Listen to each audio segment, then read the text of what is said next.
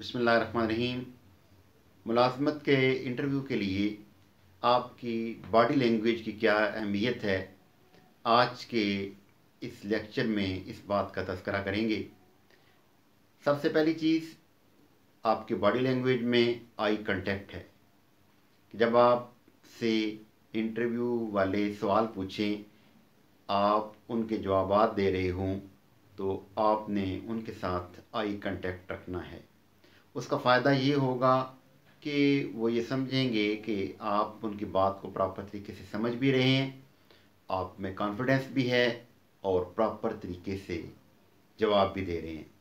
अगर आप eye contact proper तरीके से ना रख पाए, आप दाएं बाएं ऊपर या नीचे देखते रहे, तो उनको इस बात का अंदाज़ा हो जाएगा कि आप में कॉन्फिडेंस की कमी है।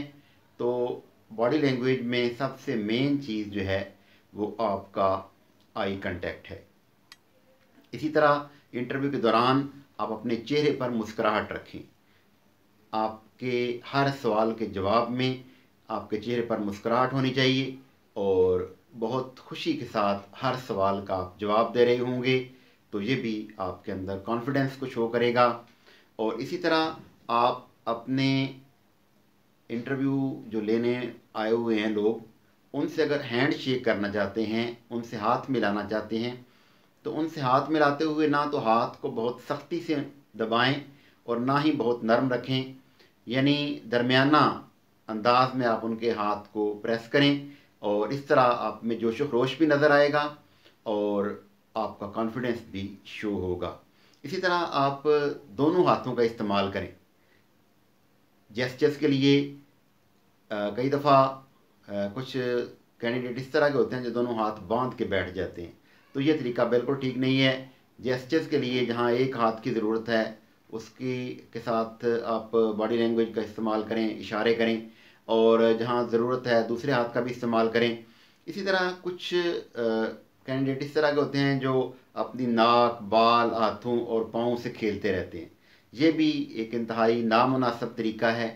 कुछ कैंडिडेट इस तरह के भी होते हैं, जब उनसे कुछ सवालात पूछे जाते हैं तो वो सोचने के अंदाज में अपने मुंह में नाखून डाल लेते हैं और उनको चबाना शुरू कर देते हैं, तो ये भी एक इंतहाई नामुनासिब तरीका है।